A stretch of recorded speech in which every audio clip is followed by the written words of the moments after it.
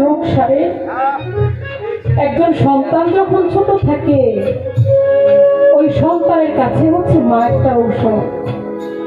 শত কষ্টের মধ্যেও দেখবেন আপনি একটা বাড়ি খাইছেন কিছুর সাথে, বাড়িটা খাওয়ার সাথে সাথে আপনার কলেজের মধ্যে ব্যথা লাগছে। ওই ব্যথা লাগার পরে যখন ও মা এই শব্দটা আপনার আসে তখন আর কিন্তু ওই ব্যথাটা থাকে না, থাকে। আর সেই ঔষধকে এখন আমরা ঘৃণা করি, অবহেলা করি, আমাদের কাছে বোঝা হয়ে যায়। আমরা সন্তানরা একটাবার ভাবি না যে ওই মাটা যদি না থাকে তাহলে আমার জন্য একটা নাম হয়ে যায়, মানুষ বলে ওর মা নাই, ও এতিম। সমাজের চোখে মানুষের কাছে নানান ধরনের নানান ভাবে লাঞ্ছিত হতে হয়। তাই আমরা সন্তানরা যেন সেই পিতা মাতার খেজমত করি, তাই বলেছি।